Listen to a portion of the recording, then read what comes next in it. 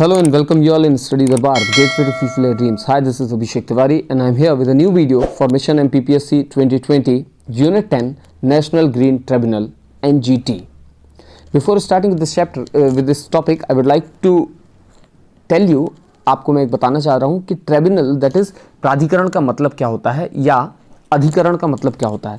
Tribunal basically एक judicial body होती है जो किसी स्पेशल टॉपिक या स्पेशल किसी केसेस से रिलेटेड चीज़ों को देखने के लिए ट्रिब्यूनल का स्थापना की जाती है। जैसे एनवायरनमेंट से रिलेटेड चीज़ें देखनी है, जैसे सिविल सर्विसेज से रिलेटेड कोई चीज़ देखनी है, तो उससे रिलेटेड कोई चीज़ें देखनी है तो अलग से एक ट्रिब्यूनल बना दिया जाता है। तो यहाँ पर हमने national green tribunal basically environment, forest, इन सारी चीज़ों से रिलेटेड केसेस जो आएंगे उनको देखने के लिए बनाया गया है। वैसे हमारे पास supreme court, state courts and other subordinate courts हैं ही, लेकिन उनके पास केसेस बहुत ज़्यादा होते हैं, तो ये भी केसेस उनके पास जाएंगे तो बर्डन और ज़्यादा बढ़ेगा। इसको जल्दी और तुरंत रिजॉल्व करने के लिए हमने एक और प्राधिकरण बनाया, अधिकरण बनाया, जिसको हमने नाम दिया नेशनल ग्रीन ट्रिब्यूनल NGT। ये किसके थ्रू बनाया गया था? तो ये बनाया गया था नेशनल ग्रीन ट्रिब्यूनल एक्ट 2010 मतलब पार्लियामेंट्री एक्ट के थ्रू ये बनाया गया, इसलिए इसको हम स्टैट्यूटरी बॉडी बोलेंगे, स्टैट्यूटरी निकाय या सांविधिक निकाय बोलेंगे। गेटिंग? अब इसके बैकग्राउंड की अगर बात करें तो it is a specialised body set up under the National Green Tribunal Act 2010 for effective and expeditious disposal of cases related to environment protection and conservation of forest and other natural resources। मतलब इसको बनाया गया है किससे related cases देखने के लिए? Environmental protection, conservation of forest and other natural resources. ये खुद में एक ऐसा निकाय है जो दुनिया भर में जितने भी देश हैं उनमें तीसरा देश हमारा भारत है जिसने इससे रिलेटेड मींस एनवायरनमेंट से रिलेटेड कोई ट्रिब्यूनल की स्थापना की है after Australia and New Zealand. Australia and New Zealand both are the developed countries. अगर हम डेवलपिंग कंट्रीज की बात करें तो India is the first country जिसने ये बनाया है। NGT is mandated to make disposals of application और appeal finally within 6 months of filing of the case. Case file होने के 6 महीने के भीतर उस केस का वर्डिक्ट करना पड़ेगा। NGT का ये मैंडेट है, मतलब it is mandatory for NGT। The NGT has 5 places of sitting, मतलब इनकी बैठक कहाँ पर होती है? 5 जगहों पर होती है। इसका मेन जो प्रिंसिपल प्लेस है जहाँ पर ये headquarter you can say it as, तो वो कहाँ पर है? न्यू दिल्ली में है। Apart from New Delhi, Bhopal, Pune, Kolkata and Chennai are the other 4 places where they used to be sit. Now, what is the structure of NGT? Before studying about the structure of NGT, I would like to tell you the background of the NGT. तो अगर हम इसके background की बात करते हैं तो सबसे पहले आर्टिकल 21, वी ऑल नो, हमारे कॉन्स्टिट्यूशन के आर्टिकल 21 में लिखा है right to life. Right to life basically अब आप बोलेंगे कि भाई NGT how it is related with right to life. Right to life से इसलिए रिलेटेड है बिकॉज वी ऑल नो हम कंटिन्यूसली हमारे एनवायरनमेंट को पॉल्यूट कर रहे हैं। कहीं ना कहीं अगर हम अपने एनवायरनमेंट को पॉल्यूट करते हैं तो वो ह्यूमंस की लाइफ के लिए एक क्या बन गया है? खतरा बनते जा रहा है। अगर आपके आसपास का वातावरण ही पॉल्यूटेड होगा तो ह्यूमन क्या होंगे? उनकी जीवन प्रत्याशा जो होगी, लाइफ जो जीवन प्रत्याशा होती है वो उनकी कम हो जाएगी। लाइफ टू लाइफ इससे क्या होगा? आपका वायलेट हो रहा है। So for that there is a need कि इसको बचाया जाए। किसे बचाया जाए? एनवायरमेंटल पोल्यूशन के लिए बचाया जाए। इसके बाद आर्टिकल 323B में लिखा हुआ है parliament will create tribunal on subject like labour, environment etcetera. इसके बाद फिर हम देखते हैं 1972 जून में United Nations human environment conference in Stockholm's में एक संयुक्त राष्ट्र का मानव पर्यावरण सम्मेलन भी हुआ था। Apart from that after that 42nd constitutional amendment 1976 के थ्रू आपने देखा promoting environmental protection by adding article 48A to the directive element. क्या किया गया? निदेशक तत्वों में अनुच्छेद 48A जोड़कर पर्यावरण संरक्षण को बढ़ावा दिया गया। इसके बाद भी हमने एक और चीज देखी। 1992 जो फेमस समिट हुआ था रियो डी जेनेरियो में, संयुक्त राष्ट्र का पृथ्वी सम्मेलन का आयोजन किया गया। United nation earth conference organized in Rio de Janeiro. Rio de Janeiro is the capital of Brazil, we all know. And finally on the date जो हमने लिखी है October on the date 2010 राष्ट्रीय हरित अधिकरण NGT नेशनल ग्रीन ट्रिब्यूनल अधिनियम 2010 द्वारा NGT का गठन किया गया। This is all about the background of the NGT. Now we will see the structure of NGT. The tribunal comprises of the chairman, एक इसमें चेयरपर्सन होगा, the judicial members will be there and expert members will also be there. They shall hold office for the term of 5 years, 5 साल के लिए ये लोग नियुक्त किए जाएंगे। And secondly they are not eligible for reappointment, means इनका reappointment फिर से अपॉइंटमेंट नहीं होगा उसी पोस्ट पर। The chairperson is appointed by the central government in consultation with chief justice of India. Chief justice of India consult करेंगे, उसके बाद सेंट्रल गवर्नमेंट इनको नियुक्त करेगी, किसे? चेयरपर्सन को। A selection committee shall be formed by central government only to appoint the judicial member and expertise और expert member. Selection committee बनाई जाएगी जो कि किसके द्वारा बनाई जाएगी? सेंट्रल गवर्नमेंट के द्वारा बनाई जाएगी। क्यों? वो अपॉइंट करेंगे जुडिशियल मेंबर्स को as well as expert members को। हमने देखा था क्योंकि structure of NGT comprises of the chairperson, apart from that judicial member and expert members will also be there. अब कितने होंगे? There are to be least 10 and maximum 20 full time judicial member and expert member in the tribunal। Tribunal में maximum कितने members हो सकते हैं? 20 या minimum 10 members. आई hope आपको इतनी चीज क्लियर हुई होंगी। Now we will see the power and jurisdiction of NGT. The tribunal has jurisdiction over all civil cases. जितने भी सिविल केसेस होंगे उस पर जुरिडिक्शन ट्राइब्यूनल कर सकती है, involving substantial questions relating to environment including enforcement of any legal right relating to environment. Now, इसके आगे की पावर्स एंड जुरिडिक्शन, इसके आगे का और देखें, इसके पहले मैं इसका इंट्रोडक्शन दे दूं जो हमारे प्रीलिम्स पॉइंट ऑफ व्यू से इंपॉर्टेंट है। सबसे पहले इसकी स्थापना कब हुई? तो 18 अक्टूबर 2010 को इसकी स्थापना हुई। बेसिस क्या था इसका? National green tribunal act 2010। इसकी नेचर की बात करें तो it is an statutory and independent body. ये पेपर में आएगा तो आप आंसर लिखेंगे। ये एक सांविधिक निकाय है और स्वतंत्र निकाय है। नाउ इसका उद्देश्य, एम क्या है? Rapid disposal of environmental issues with in 6 months, 6 महीने के पहले निपटारा करना है। निपटारा करना है किसका? किसी भी पर्यावरणीय मामलों को। मुख्यालय कहां पर है? नई दिल्ली में है। अब भी मैंने बताया। रीजनल हेडक्वार्टर्स कहां पर है? भोपाल, पुणे, कोलकाता व चेन्नई। इसके फर्स्ट चेयरपर्सन कौन थे या चेयरमैन कौन थे? लोकेश्वर सिंह पंटा थे। इनके प्रेजेंट चेयरमैन कौन है? Adarsh Kumar Goyal. Do remember this name, Adarsh Goyal इसके प्रेजेंट चेयरमैन हैं। इसे उच्च न्यायालय के समान दर्जा प्राप्त है। It has the same status as the high court. So next point, being a statutory adjudicatory body like court, apart from original jurisdiction side on filing of an application, NGT also has appellate jurisdiction to hear appeal as a court or tribunal। Getting, मैंने अभी बताया इसका दर्जा किसका है? जैसे high court का दर्जा वैसे ही इसको दर्जा दिया गया है। The tribunal is not bound by the procedure laid down under the Code of Civil Procedure 1908 or 1908 but shall be guided by principles of natural justice. While passing any order, decision, award, it shall apply the principles of sustainable development, the precautionary principle and the polluter pays principle. NGT by an order can provide relief and compensation to the victim of the pollution।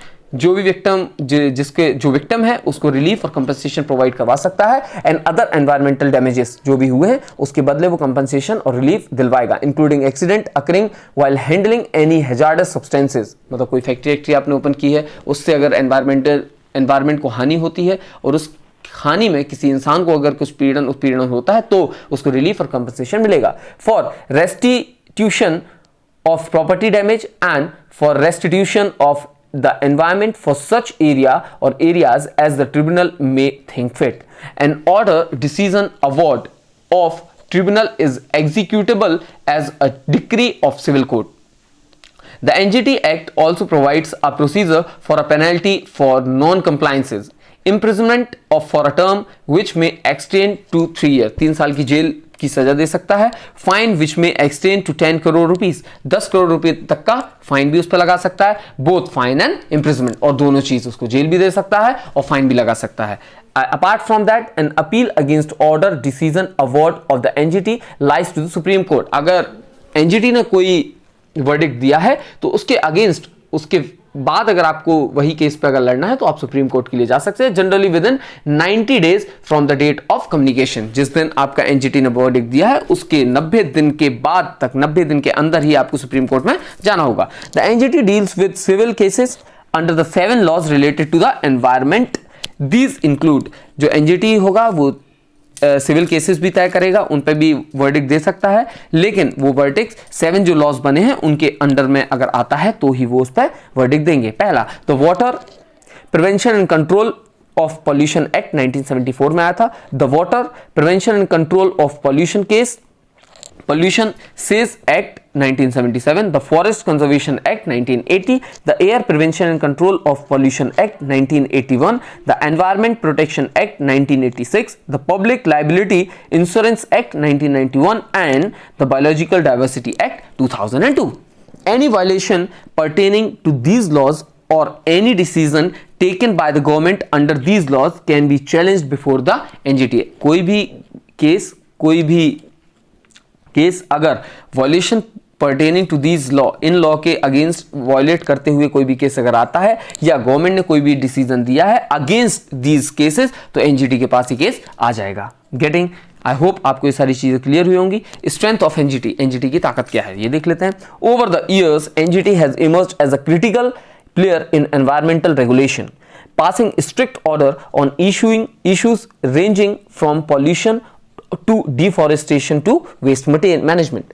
NGT offers a path for the evolution of environmental jurisprudence by setting up an alternative dispute resolution mechanism. It helps reduce the burden of litigation in higher courts on environmental matter. NGT is less formal, less expensive and faster way of resolving environment related dispute.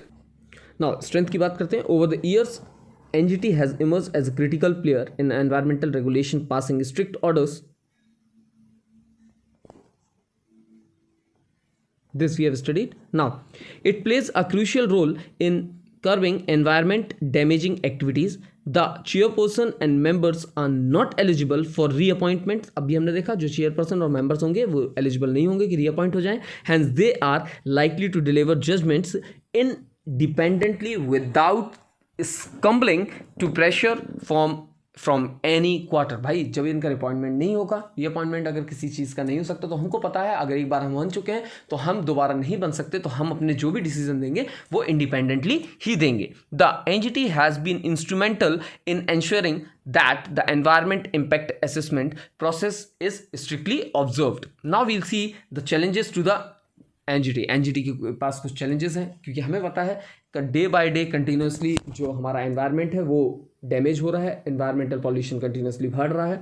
इन सारी चीज़ों के लिए अभी हम देखते हैं कि challenges क्या हैं। 2 important acts, wild life protection act 1972 and scheduled tribe and other traditional forest dwellers recognition of forest right act 2006 have been kept out of NGT's jurisdiction. NGT's jurisdiction के बाहर है वाइल्ड लाइफ प्रोटेक्शन एक्ट और दूसरा scheduled tribe and other traditional forest dwellers recognition of forest right act 2006, ये NGT के jurisdiction में नहीं आता। This restricts the jurisdiction area of NGT and at times hampers its functioning as crucial forest right issue is linked directly to environment. We all know the NGT decision are being challenged in various high courts and under Article 226 power of high court to issue certain writs, with many asserting the superiority of a statutory body.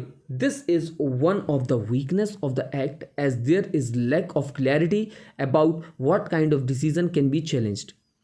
Even though according to NGT Act its decision can be challenged before the Supreme Court. We all know कि भैया बहुत सारे cases अगर NGT पे आते हैं, NGT अगर verdict देती है तो उसको वो चैलेंज कर देते हैं कहाँ पे, हाई कोर्ट में। And second, we all know NGT के जो केसेस होते हैं उसको डायरेक्टली आप चैलेंज सुप्रीम कोर्ट में भी कर सकते हो। Third, decision of NGT have also been criticise and challenged due to their repercussions on economic growth and development. This is the main challenges to the NGTs. Apart from these, the absence of the formula-based mechanism in determining the compensation has also brought criticism to the tribunal. The decisions given by NGT are not fully complied by the stakeholder or the government. NGT जो भी decision देती है वो fully complied नहीं होता stakeholder पे या government पे. Sometimes its decisions are pointed out not to be feasible to implement within a given time frame. जो भी वो डिसीजन देते हैं उस पर कभी भी गिवन टाइम फ्रेम पे कई बार वो इंप्लीमेंट नहीं हो पाता. The lack of human and financial resources has led to high pendency of cases. इस पे केसेस जो है बहुत ज़्यादा हो गए हैं. क्यों? क्योंकि इनके पास लोग कम होते हैं. Which undermines NGT is very objective of disposal of appeal within 6 month. 6 महीने के पहले उनके डिसीजन देना बहुत मुश्किल हो जाता है. The justice delivery mechanism is also hindered by limited number of regional branches. इनकी ब्रांचेस बहुत कम है और पूरे के पूरे जो केसेस आते हैं ऑल ओवर इंडिया से आ रहे हैं. तो हमें पता है इनकी जो जस्टिस डिलीवरी मैकेनिज्म है वो कुछ स्लो है. इंपॉर्टेंट लैंडमार्क और जजमेंट्स ऑफ एनजीटी के कुछ इंपॉर्टेंट जजमेंट्स वो हम देख लेते हैं. 2012 में POSCO, we all know, steel maker company signed a memorandum of understanding with the Odisha government to set up a steel project. Steel project setup करने के लिए पॉस्को एक कंपनी है, स्टील मेकर कंपनी है, उसने मेमोरेंडम ऑफ अंडरस्टैंडिंग किया था. NGT suspended order and this was considered a radical step in favour of the local communities and forest. NGT ने तुरंत इस मेमोरेंडम ऑफ अंडरस्टैंडिंग के अगेंस्ट सस्पेंड कर दिया ऑर्डर और ये किसके फेवर में गया? वहाँ की लोकल कम्युनिटीज और फॉरेस्ट के फेवर में गया. 2012 में एलमित्रा H. Patel versus Union of India case, NGT gave judgment of complete prohibition on open burning of waste on lands, including landfills, regarded as the single biggest landmark case dealing with the issue of solid waste management in India. Next, in 2013 in Uttarakhand flood case, Uttarakhand में जो flood हुआ था 2013 में, the Alaknanda hydro power corporation limited was order to compensate to the petitioner को compensate करने के लिए कहा गया था. किसके लिए? Alaknanda hydro power corporation limited से. Here the NGT directly relied on the principles of polluter pays. In 2015, the NGT ordered that all diesel vehicle over 10 years old will not be permitted to ply in Delhi NCR. Delhi NCR में 10 साल से पुरानी car जो diesel द्वारा चलाई जाती हैं उनको बंद कर दिया जाए. 2017, the Art of Living Festival on Yamuna Food Plain was declared violating the environment norms. The NGT panel imposed a penalty of ₹5 crore. It was very famous case. 2017 में आर्ट ऑफ लिविंग ने एक festival organise किया था Yamuna food plane, जिसको बताया गया था कि इसने एनवायरमेंटल नॉर्म्स को वायलेट किया है, जिसके थ्रू 5 करोड़ की पेनल्टी इन पर लगाई गई थी. The NGT in 2017 imposed an interim ban on plastic bags of less than 50 micro thickness in Delhi because they were causing animal death, clogging sewers and harming the environment. Now what is the conclusion of this topic? हमने जो भी NGT के बारे में पढ़ा उसका conclusion क्या है? There is a need for more autonomy and widen NGT's scope for effective protection of environment in balance with human development activities. I hope आपको ये टॉपिक क्लियर हुआ होगा. इसके बारे में कुछ और चीज़ें अगर होंगी मैं आपको एक छोटा सा वीडियो और बना दूंगा. It is a tough topic, you can से, जितने भी हमने कमीशन पढ़े हैं उसमें one of the toughest topic जो था, one of the toughest commission की अगर बात करें तो एनजीटी है. NGT is important from the exam prospective, exam point of view. Prelims में इसके क्वेश्चन आने के मुझे ऐसा लगता है कि चांसेस ज़्यादा होंगे. तो एनजीटी को आप अच्छे से पढ़ के जाएँ. जितना मैंने पढ़ाया उससे रिलेटेड अगर आपको कोई भी डाउट होता है, कोई भी दिक्कत होती है, कोई भी समस्या होती है, आप मुझे डायरेक्टली इंस्टाग्राम, फेसबुक, व्हाट्सएप या यहीं पर कमेंट करके पूछ सकते हैं. Till then, thank you.